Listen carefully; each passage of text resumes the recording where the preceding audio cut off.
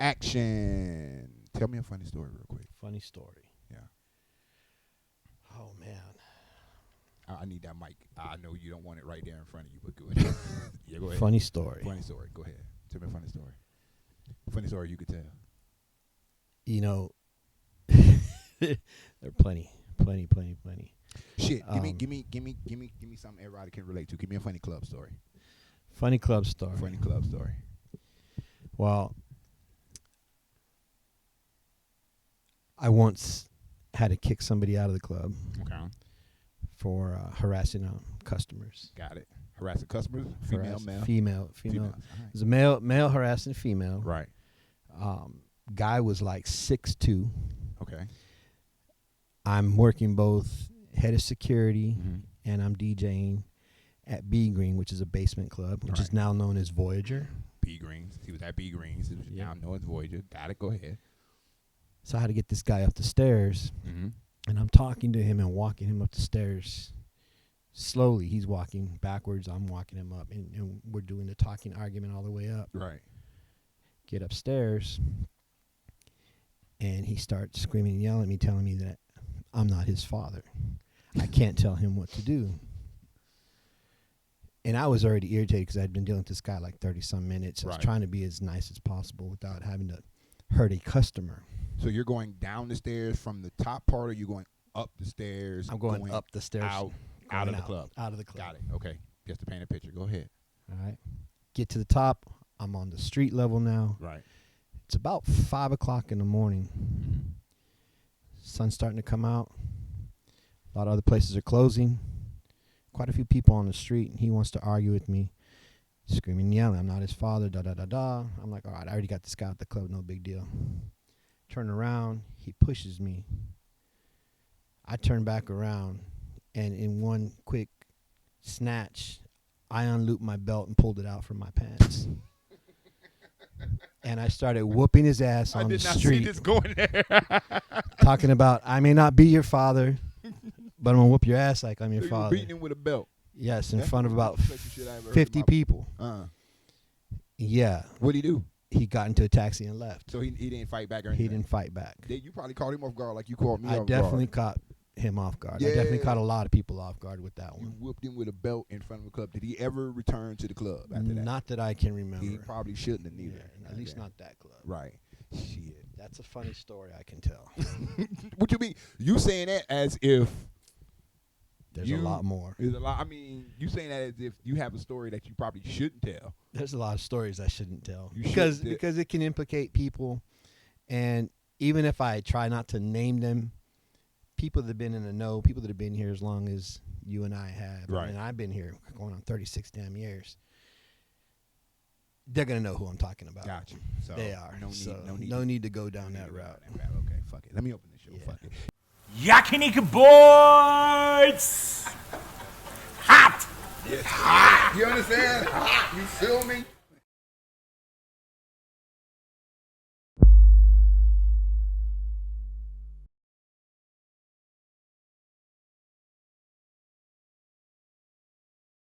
This your boy Jay. This is YBZ The Podcast. As always, like, share, and subscribe to the channel. Shout out to the day ones. We really need your energy. Please tap that subscribe button, man. I don't know how many times I got to tell y'all to keep tapping that subscribe button. Tell your friends. Tell your friends' friends. Tell your friends' mama them. Tell them to hit that subscribe button. Anywho, on this episode, we got one DJ Sergio. I've known this man. As a matter of fact, shit. So to kind of get him into the groove of talking, because he got plenty fucking stories. This is the guy that got me my first job at a club. Remember that? Yeah, I do. He got me the first job. It was B Greens, and I worked security. I worked security for a long time before I even touched the turntable. And this was the man that was responsible. Not saying he or she wasn't responsible, but it was because of Sergio. Sergio kind of started my education in the streets out here in Okinawa.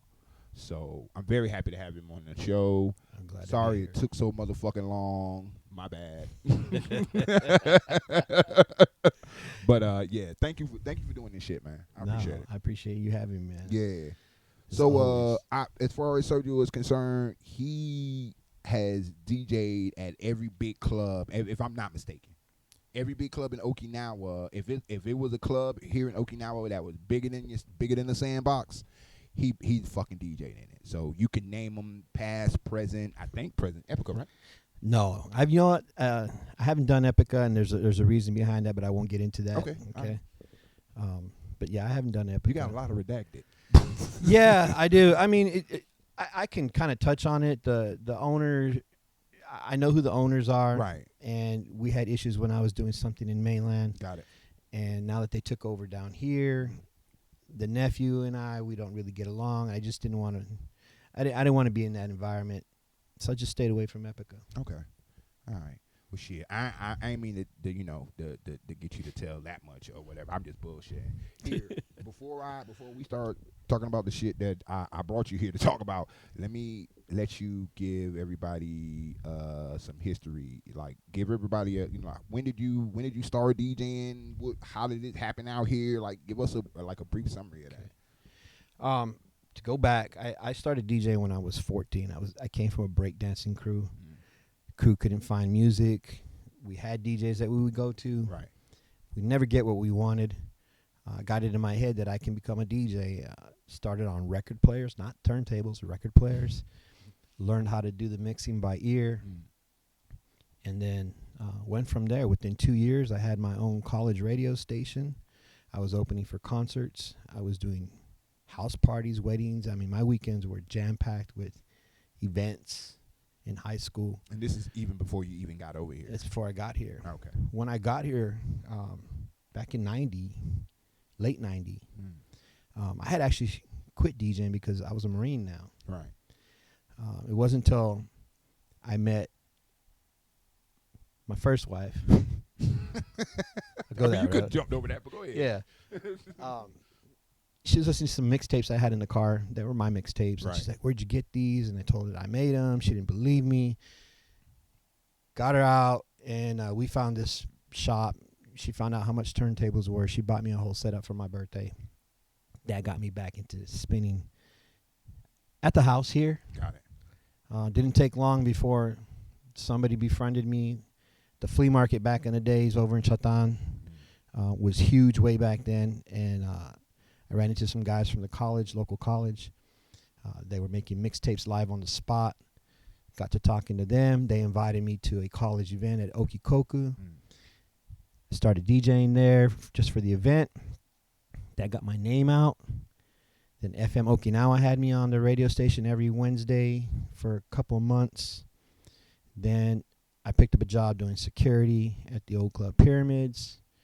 And from there, I got into the bigger clubs as a DJ, which at the time, there were American DJs here and there, but nobody was breaking the mold. They were following the Japanese system. The Japanese system was, you're going to play these songs at this time.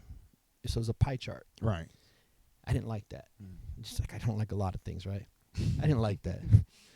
Don't tell me how to play. I do my stuff, da-da-da-da. By 95, I was spinning in different big clubs, Japanese clubs like Cielo, Vientos way back in the day, you know. Vientos, hell yeah. Hell yeah. Yeah, I can go down the list. It's just a lot. I mean, so I broke the mold. I got people out on gate 2, which wasn't normal to bring in strictly American DJs. Right.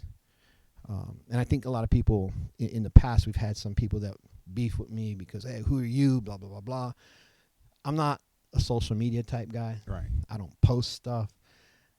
My mixtapes, my music spoke for itself at the time. Right. Had a following. I had people calling me from mainland. I've been to the Philippines. I've been to Taiwan.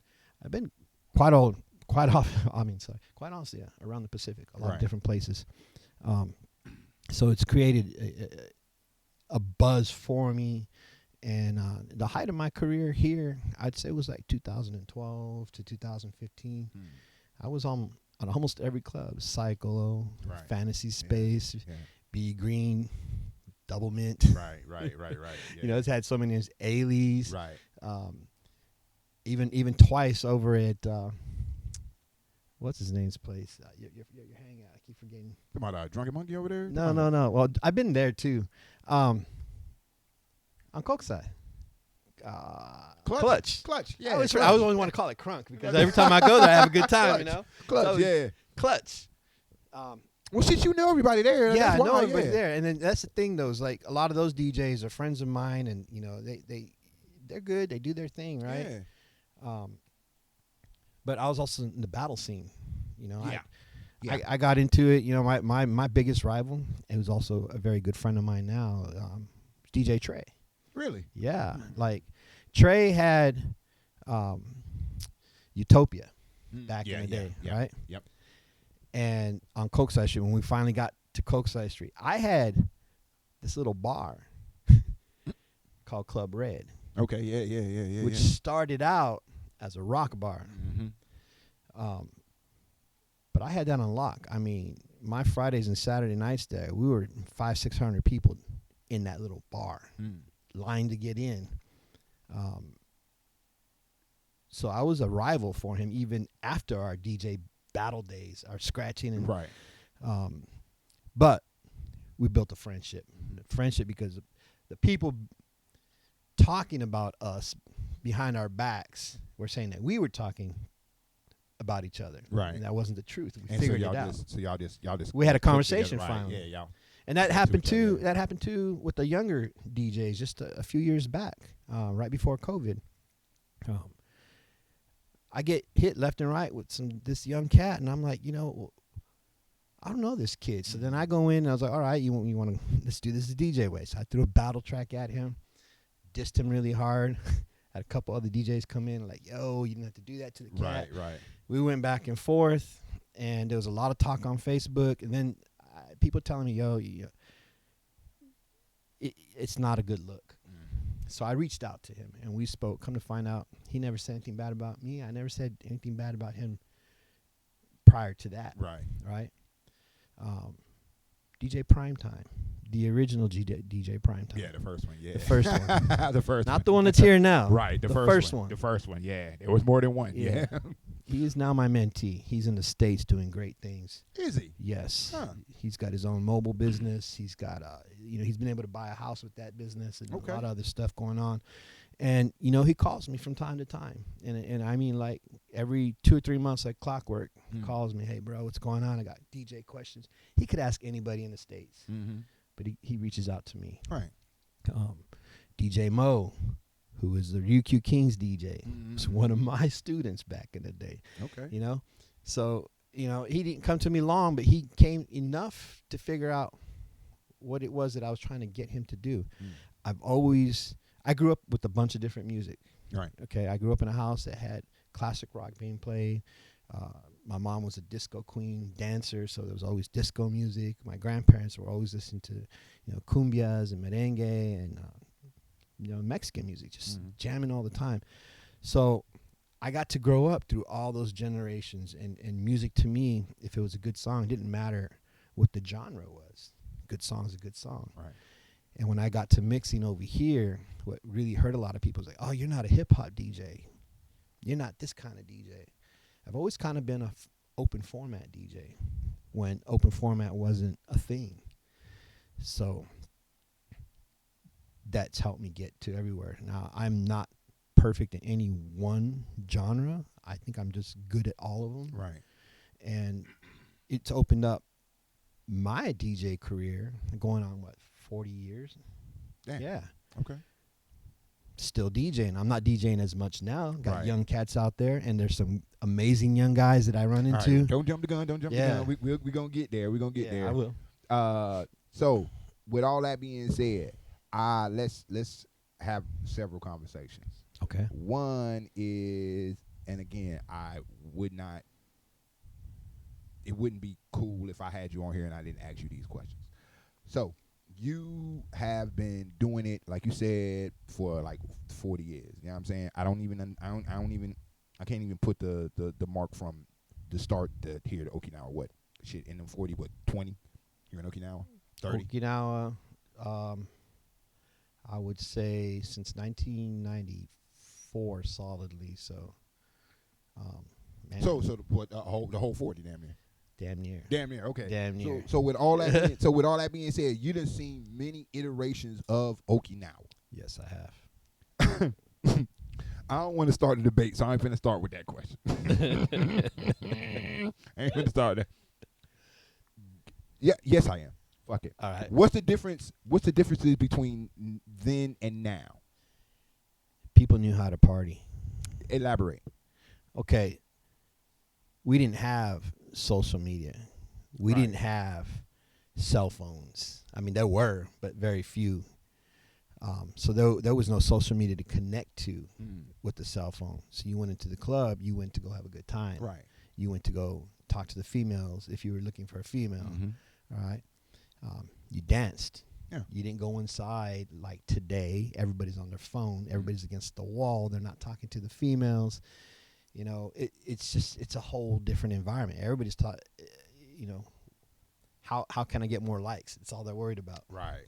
And that's not what it was like. Like the smartphones made us dumb. We don't know how to communicate anymore. So that's true. It's a big deal. Yeah. And then, you know, on my second marriage, my current wife, she's 20 years younger than me. It wasn't by design or anything. It just happened that way. Right. But guys, you're like, man, how do you do it? How do I do it? So I actually talk to females. Right. I don't go in there. I'm going there to have a good time. Right. You know, I'm not going in there to try and front for anything or do anything. I just have a good time. Leave me alone. Like I said, I'm not a social media guy. I'm in here to be in here. Yeah. And that's how it happened because I know how to talk to females. Right. So the big difference is they're just not there to have fun. They just want to be cool. So you think everything is there to be a moment, pretty much. Pretty much. Yeah. And they're not in the moment. They go to a concert or, you know, we had these concerts that we do and the whole time they're videotaping. Right. They're Instead of not watching, right? watching it. Yeah. Yeah, I was there. Well, what was the point of you being there just holding it? You're just a tripod, Right. you know? So you got to live in the moment, man. You got to enjoy what's going on around you. Is that what's killing? Because I don't see a lot of clubs out here now. I just it's more bars or bar hopping than anything. Nobody has a club out here. Do you think a club out here would survive if a club opened on Gate 2 right now? Let me just kind of narrow it down. Yeah. If a club opened on Gate 2 right now, you think it'll survive? Not long. Not long, right? Not long. I think so too. I think that's the answer. I think it wouldn't survive that long. I think they're spoiled to the fact of I can go in and go out when I get ready. Yes. To make somebody give you $20 just so you can be in this club and yada yada yada, I don't think. I think that's gone. And that's a good thing that you said that because back when I first got here, to get into any club, you had to be dressed up. Yeah. Okay. You before my time. Go ahead. Yeah, you had to be dressed up. And if you wanted to get into Pyramids, which was the biggest club at the time, Right. largest dance floor in Okinawa, you had to be in a shirt and tie at the minimum with a female. You couldn't get in without a female. The females had to escort you in. So a lot of us guys, a lot of us Marines, we would pay for the females to get in. Right. Now, this is going to blow you guys away. 90s, it was 4,500 yen to get into a club per person in the 90s. Okay? I you know what, man? I think that's cool because that's where the exclusivity come in at. Yeah. If you ain't got that money to get in, you couldn't get in this club. Like that, I think if it was a system like that out here now, we would really see like the baddies and the this and the that because they would go to that club. Yeah. You know what I'm saying? So, yeah, and so that's the thing though is it cost a lot, but you got top tier drinks, Right. tickets, Right. So you get I think it was 2 or 3 tickets, and then Pyramids had a second floor. It actually had 4 floors. On its second floor, up until like midnight, they served food, so you had food coupons as part of that fee. All right, they had nice leather couches that surrounded the whole dance floor. It was just beautiful inside. Jam packed 6 days a week because they were closed one day out of the week. I'm telling you, go there on a Tuesday and find 600 people in the club. Okay, you go there on Thursday and it'd be 8, and then on Fridays and Saturdays, forget it. You're talking 1,500 to 1,800 people. Right. A line wrapped around the block trying to get in, and it wasn't just that club. That block was owned by two brothers. So they had Manhattans and Apple House and 8 Beats, and they were all different types of music. Now, Pyramids at the time was more dance music. Right. Manhattans had European type, high energy type music, some alternative. Apple House was rock. 8 Beats was strictly hip hop. Little bar, but yeah, 8 Beats was the beat down, is what we used to call it. Right. There's always something going on. Excuse me. Then you had the Tunnel, and I can't remember the other one. The other club was on top. It changed so many times. Right.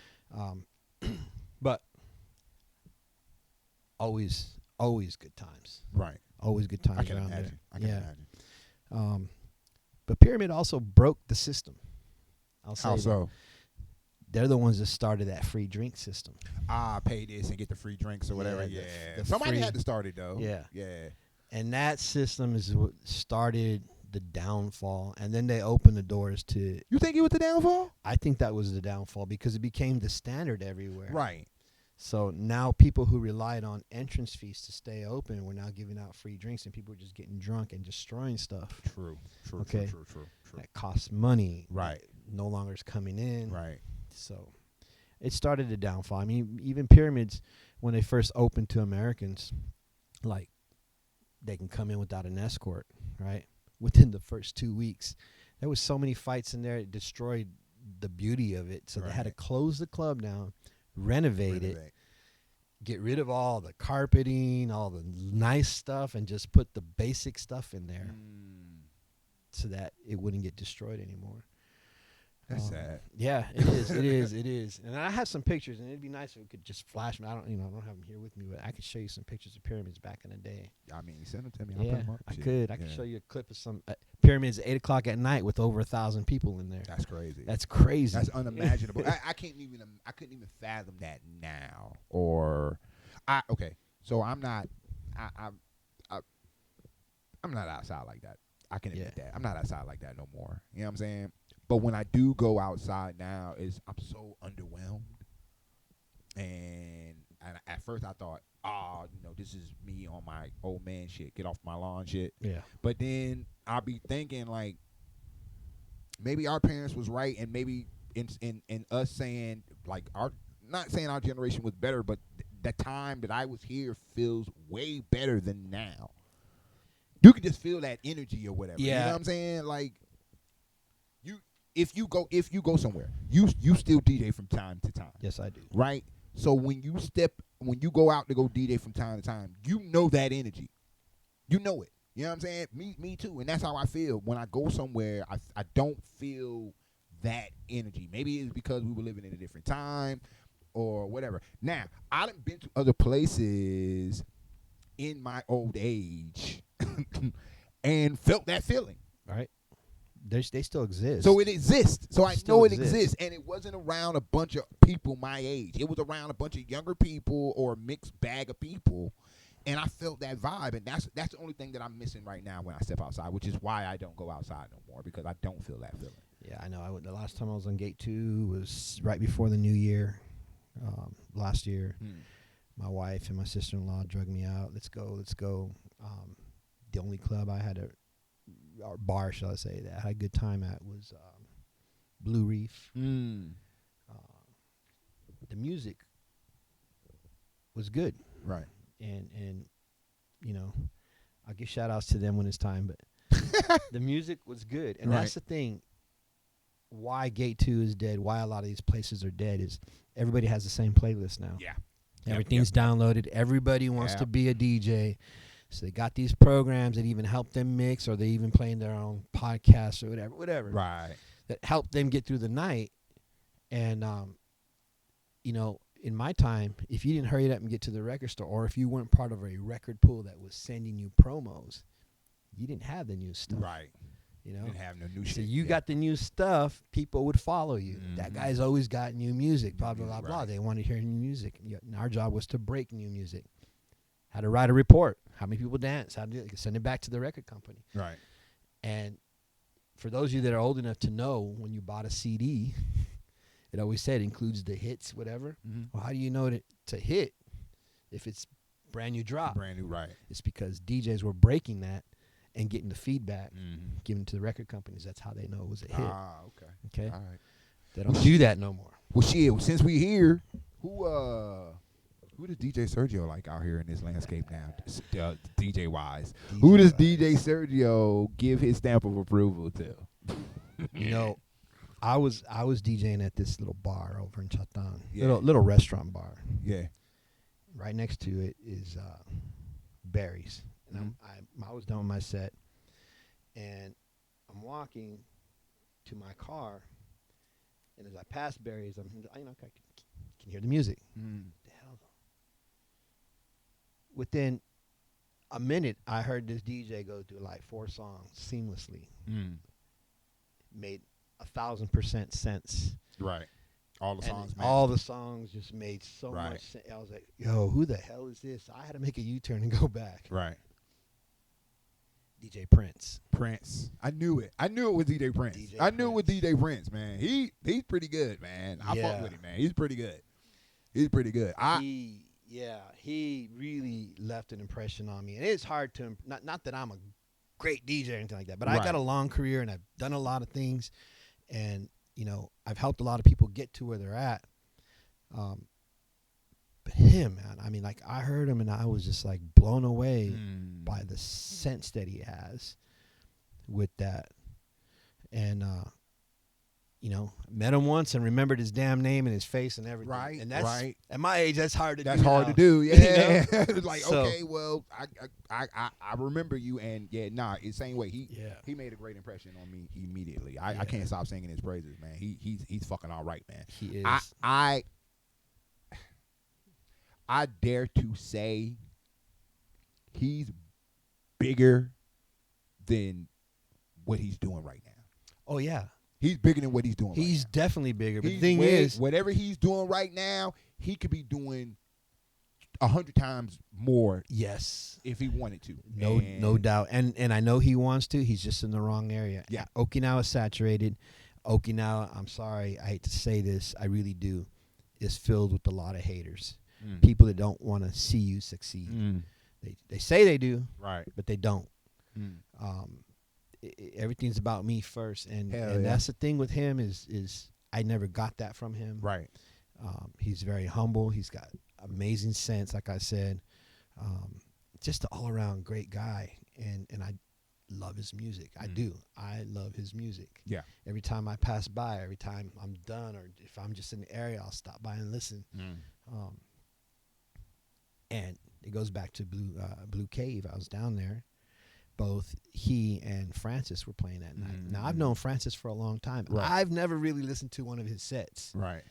Because I never had time. We were always just in passing. But I was there as a customer this time. And he was doing a video set. And I was like, okay, who does videos still? You know, because I used to do videos. And I didn't think anybody was still doing it. And sure enough, the music was just, the crowd was just, and I'm talking about, there was every race inside of there, and they were just jumping nonstop for like 2 hours. It was just a great time. Yeah. Hadn't had that great of a time in a long time here in Okinawa. The Francis, big up to Francis too, man. He definitely, you know. Francis be fucking around, man. I'm gonna keep it a buck. Yeah. Francis be fucking around. You cook when you get fucking ready. I done seen it, so he be bullshitting, man. Francis be bullshitting, man. Now, he cook when he get ready though. Now, which Francis are we talking about? Are we talking about the same one you talking about? Jamaican Francis. Jamaican Francis. Yeah. I just want to make sure because there's two of them. Yeah. I ain't talking about franchise. I ain't talking about franchise. Yeah, that's right. I ain't talking about franchise. Yeah, nah. Yeah, I'm yeah. talking about Francis. He know what the fuck I'm talking about. Goddamn. He be bullshit, but he get busy when he want to. He definitely did that night, and I left there good. With a great time. I had a good time, and so. Anybody else? Anybody else on your radar? Anybody else you want to big up, shout out? You know what I'm saying? Because I'm pretty sure that's high praise coming from you. You know, if they heard it. Some of these guys have already left. Like I said, the first prime time, he's gone. He's doing great things back stateside. You know, even some of the older cats that have been around have changed their style of mixing. When they told me why I got let go from B Green back in the day was because I wasn't hip hop enough. Okay. Right. Now, Hiroshi-san, love you, brother. One time for Hiroshi. I was told he's the one that let me go. Mm. But when I didn't show up to work for a couple of weeks, upset. he was upset. Like, wait, who the heck? And I found out who actually let me go. Right. Okay. And the excuse was that I wasn't hip hop enough. Well, like I said, I mix great music together. So I took and I left there, and that's how I got to Club Red, which Club Red was a rock bar at the time. And they were getting ready to transition from where Music Town is at now to the current location, which is now, what's it called? Galaxy. Or it was Galaxy. I don't know what it's called now, but they were moving across the street because that whole building was coming down to build Music Town. Mm-hmm. So in that transition, I changed the music to what I do. Right. And that's how we got a whole lot of customers, because the old Club Red only had about 100 customers. Right. Through the weekend. Yeah. Not per night. Mm-hmm. Through the weekend. Yeah. And then I started pulling in 5. 4 Yeah, or 5 easily. the spot, Chicano Park, Yeah. that's where the Club Red used to be at. Okay. Yeah, with a big rocket ship, or I don't know what it is now. I don't know but what yeah. it is, yeah. So, and then, we opened up Rojo's, which is upstairs. We opened up Club X, which is down the street, and then 7. And I hired a DJ for 7, which is DJ Rio, who also spun at Cyclo. And I brought in Special K and some other guys that I knew what their talents were. And 7 was doing so good for a long time. Yeah. But then a lot of things happened, and the curfews and all that took place. And it really, R.I.P. really Club hurt. 7, man. God Yeah. damn. It really hurt the business. And then, eventually Club Red got sold. And so. But Koksai Street, just watched all the clubs there disappear. Yeah. All of them. Yeah. I mean, that's sad. That was sad. It's sad to walk up and down that. Yeah. Like they put like they literally cemented over my damn shit. I'll say it, my childhood or whatever. Like, memories like a motherfucker, man. Gone. Yeah, B Green. For those of you who remember, it was called Double Mint at one time, and they used to have these gay parties in there that would attract hundreds of people. Right. Because it was just a good time. Right. Man, I remember those days. I was just doing security for those things, but it was just a nice, fun environment. And then there's other small clubs that were there for a while. Like Fantasy Space had been around for a while, but I finally got to DJ. Hey, can you come and DJ? And we did some things there. And then did you ever DJ at the newer family when they moved, when they renovated it into that like the 4-story, whatever the fuck that was? So Party Masters was the group, the video DJ group that I got invited to be part of. Seiji, Cutmaster Seiji, he was the head of it. Eventually, I started my own group called Party Masters International because I was going internationally and I was actually meeting DJs, so I got them to be part of the group. Now, for them to be part of the group, they had to pass my test of whether they can actually mix or not. I ran into a lot of producers making their own music, a lot of remix artists, so that really leveled up our group. Now we weren't looking for music. We were creating our own music, our own remixes, our own video edits. And so our video mixing at clubs was next level. You can hear the song and see everything that's taking place at the same time. So when you get a little hey, ha, whatever, there would be snippets of somebody saying hey and ha over here, but the music video in the background, and if I got the rhythm of another track, that would be coming in and out. So it was just visually intoxicating for some people. Right. And owners didn't understand that because it was clearing the dance floor. Man, you're doing this, and nobody's dancing. I said, that's fine. They're at your bar buying drinks and sitting down watching the video. Yeah. They're drinking. Right. Okay? I get them back on the dance floor. That's not a problem. But it's hard to explain business to a lot of people who just aren't business minded. They just open a business, right? Because they have some money. And that's another thing. Is a lot of these places that open up, they're not business minded. They just think money's going to come like this. And it's the same thing. Everybody's doing the same thing. Nobody does anything different. Yeah. For you so-called promoters, because some of you are so-called, some of you are great promoters, you're missing the fact that Okinawa, It's got Chinese, Korean, Taiwanese, Americans. They're coming from all over the world. All over the world, right. To come here on vacation. Right. You're not advertising to them. You're not doing events specific to them. Yeah, for real. They're here weekly. For real. We talk and about I've said this over and over and over again. And the thing with me is I don't have the funding to do what I want to do. And it's hard to get people to back me on it. Right. Because I'm older now. Mm-hmm. If I was younger, it'd probably be easier. Right. But because I'm older, they say, oh, you might be out of touch with the music, blah, blah, blah. I'm not out of touch with the music. I do like a lot of this new music, but a lot of it isn't music, so I just ignore it. I don't normally play it in my sets, not because I don't know what to play. Right. It's just because I feel it doesn't enhance the environment. I don't want a bunch of dudes slamming against each other because it ruins the environment for the females that want to come in and enjoy themselves, right? So I play to females, to be honest. I do. As long as they're there, they're having a good time, the guys tend to follow. I mean, that's the rule. Yeah. That should be. If Should you be don't the know, that's the rule. Yeah, if the females are there, the dudes will show the fuck up. Right, yeah. Right. So and I've always been that way, and my formulas worked for me for 40 years. Not doing it as much now, like I said, because most of these clubs, they'll ask me to come. Hey, can you come and DJ? Blah blah blah. Okay, well, how much are you gonna give me? How many hours? How much are you gonna give me? Right. I'll give you 5,000 yen and all free drinks all night long. I'm like, are you kidding me? No. Yes. No. No. When I get invited to go DJ at a bar, they're paying me really good for only a couple hours. Right. And then I mean really good. I'm not gonna mention numbers because some people may not be getting these. Right. But it's well worth my time to go. Right. And it reminds me of the old days when I had to lug my records around to these clubs. I was getting 500 an hour or 50,000 yen an hour, which at the time was, the yen rate.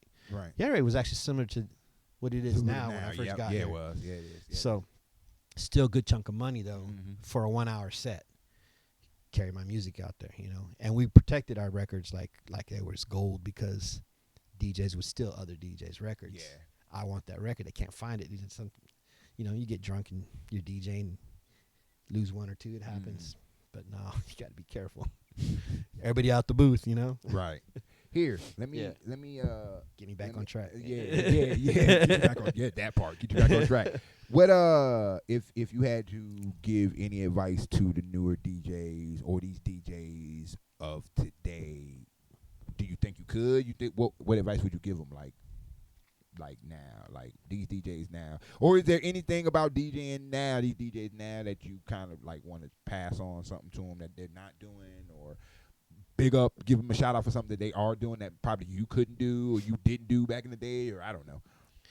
Well, all these new scratch DJs are freaking amazing. That's all I'm going to say, because us old people built the foundation, and they've taken those foundations. My highest level of that building is where they started at. So like with anything, with sports, BMX, dancing, it's all evolved, right? So now I look at these guys and I'm like, wow, technology, I used to be against it, old head, record. Yeah. But now, I mean, I'm so happy I could take my laptop with my, 16 terabytes of music library on just 2 hard drives, and I pretty much got everything I need to play. Now, what I'd tell them, study music. Right. Study music. A lot of you are just playing what's on TikTok, what you hear in there. There's a lot of local artists that people don't really care about. And I say local, like O-Town's got, Chirac's got a shitload of artists there, which is good for that community. Right. But outside of there, don't come to Okinawa asking for so and so. Nobody knows who that person is. Right. Yeah. And then they talk about you. Well, this DJ don't know, and that kind of ruins you because the interweb or whatever. I'm sorry, the social media. But anyways, I'd say study music. I make all my students that people really want to learn under me. I teach them mixing, not just getting to the next song. Anybody can do that. Software can do that. mixing, it's got to be musical, melodic. Mm. Learn how to read keys, or listen to the music. I make them go back and study music from the 40s, 50s, 60s. Yeah. And then my 30-day program for my students is they've got to make a 15-minute mix every day and give it to me at the end of the month. Mm. And what we do is we listen to the first mix, we listen to the one or two mixes in the middle, and then we listen to their final mixes. Night and day. Night and day. They're in there every day trying to come up with a set. So now they're thinking. They're not just looking at a crate that's already separated for them by BPMs. They're thinking what goes into what. Mm-hmm.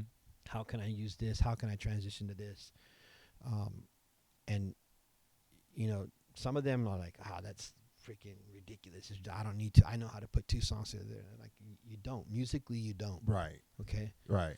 And for me, DJing's always been about musicality. Mm-hmm. Can you people shouldn't necessarily hear that you're going into the next song. The next song should be on and be like, whoa, what the hell just happened? It's supposed to be seamless. Yeah. Yeah. And it's cool with tone play. After you're going to do tone play, which is a performance, performance DJs do tone play. That's freaking great. You know? You got an ear for it. You know what's going on. You're not just a DJ. You're a performer. Got that. Go ahead and keep doing what you're doing. Okay? Nobody's saying stop that. But if you learn musicality, you learn your music in general, that helps with all that. Yeah. And like with Prime, I want to do this with hip hop, blah, blah, blah, blah. And he went to all the nothing but hip hop clubs. Like, dude, get out of hip hop. Get into open format. Mm-hmm. Practice, study, practice, study, practice, study. And that's what got him where he's at now, what he does in the States now. And it's important. I mean, with all DJs, if you're a true lover of music and you want to DJ because you enjoy music, then study the music. Right. But don't DJ just because you think it's cool and you want free drinks and you're saturating the market. You're preventing talented people from actually getting jobs. Right.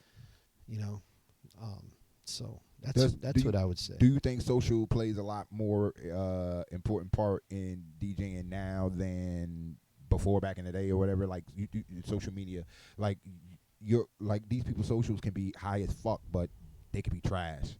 And there's quite a few of them. Yes. And I've had some people like, yo, listen to this guy. I'm like, okay, he's got 800 and some thousand followers. Right. Never even heard of this DJ. Right. Ranked on this digital DJ website. He's ranked number 2 or something like that. Yeah. Some brother out of like Connecticut. Right. Mm-hmm. Doesn't play any breaking, really anything really great. Mm-hmm. Does a lot of talking. Yeah. There's no transitions between the songs. Mm-hmm. But he has some of his like local artists there, and he has some from other places. So he plays like local artist stuff, which I guess is cool because he's promoting them. Right. But so locally, he's probably well known locally. Which is, I think all his followers are from there. Yeah. Well, that might be the case. I don't know. I've been seeing it a lot more lately, and I've actually experienced it more times than I can, that I want to remember. I went to mainland one time and seen it live in action or whatever, and the girl she came out. She came out. First of all, she came to the club. She had all her fucking people with her. Right. She had all her people with her. Everybody that was going to be what we didn't know was all of these people were going to be joining her on the stage later on. That's what we didn't know. So she had the VIP full of people, right? And then when she got ready to get on or whatever, she sent a whole other DJ, her warm-up DJ, to get her equipment correct. So this other girl is up there. I'm thinking that's the girl, right? It's not her. It's a whole other female. She done played maybe 2 songs to get the shit, correct or whatever. All of a sudden, she appears. They make a big announcement. She appears. She comes on. She hadn't touched the turntables yet. She'd been up there for at least 30, 40 minutes. She hadn't touched the turntables yet. They do a whole dance routine, right? You do a whole fucking dance routine and this, that, or whatever. Then she changes the song. because the song she was playing had her. It was a Her little intro thing. yeah, it was an intro or whatever, and it was somebody had made like a dub plate for her or whatever, saying her name over and over. It was an artist from where she's from because she's African. Okay. Right? Yeah, I'm telling that story, Rudy. Yeah, I'm telling that. Shout out to Rudy. Yeah, I'm telling that story, Rudy. Yeah, so she gets up there and she does all this rah rah rah or whatever, and then she didn't touch the turntable not once or fucking twice. And when she did touch the turntables, it looked like she just maybe pretended like she touched the turntables. Yeah. It sounded all pre-mixed. Okay. Or whatever. Which is common. This chick has 1 billion followers. It's a DJ. She has 1 billion motherfucking followers, but does not mix a fucking thing. She doesn't touch the turntables not one time. That's what I mean by a lot of followers, but is not a real DJ. People can just get away with saying whatever the fuck they want now on social. So I got X amount of followers. I can be DJ J. You know what I'm saying? Yeah. So. Yeah, and it's wild to me because I used to try. Right. Get in there, and I think I put together a good set, and I'm critical of my stuff. Mm-hmm. Put it out there. I'd get like 5 or 6 likes, and then I get one of my students to put something out there, and it's the same music because they're trying to copy what I did, and they got 1,000 likes. Right. I'm like, what the hell? Yeah, social. Social's crazy. Yeah, bro. social's a motherfucker. Man. Yeah, and that's why it's fucking up. It's fucking up because again, like you said earlier, that somebody who's really talented, but just because they're not as popular, gets missed over for this motherfucker who is not talented at all, but she looks good. Or shit. Here go a hot take. If you're a female DJ, that's a cheat code. Especially if you're fine. If you're a fine female DJ, that's a cheat code. You don't have to know not one fucking song ever in life. That's a fucking cheat code. It's a super cheat code. It's a super cheat code if you're gay. It's a super cheat code if you're gay. Yeah. Yeah. It's a super cheat code. You don't now, big up to any of the DJs that are, studying their craft or whatever. But I think if you want to be a DJ, you can be a DJ tomorrow. Just go out and be a DJ. I could be DJ today. Today. For real. Today. Just go buy your laptop, go buy your iPad. laptop. Yeah. They can be a DJ today. You can buy a controller now. Actually, you don't even need a controller. You can do it right on your phone. Or on your phone, yeah. You can do it right on your phone, man. So yeah.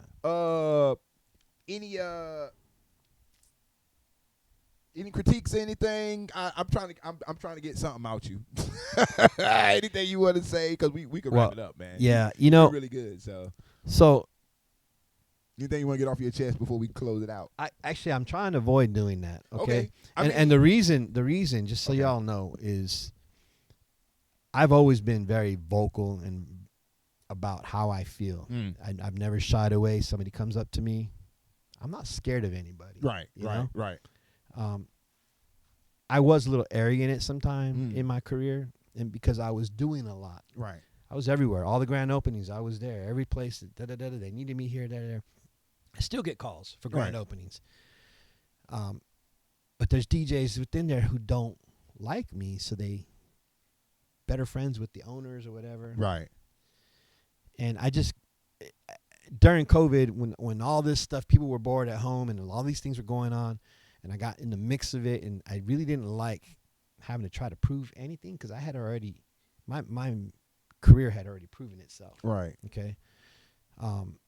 So now it's just like, yeah, there's some stuff I want to say, but I don't feel it's necessary anymore. I really don't. Right. I mean, I just reached a point where, I think I got 1 or 2 good years left in me, and I'm just going to let it be. And I'll keep DJing at home, or I might even start going back online on Twitch or whatever, even TikTok. People say, get on TikTok. You'll get likes there. I might start doing that, teaching some stuff that it's an old school way of teaching, but I'm sure there's somebody out there who wants to see it. Yeah, of course. So I might start doing that as I get more time to chill at home, and I build my own little studio again because I've gotten away from all of that too. And I could tell you, and I'm going to say it, for those of you that need this, mental health is important. Hell okay? Yeah. And depression really, really screwed me up for a long time. And it messed with my DJ game and things like that. And then COVID happened, and now we were locked up.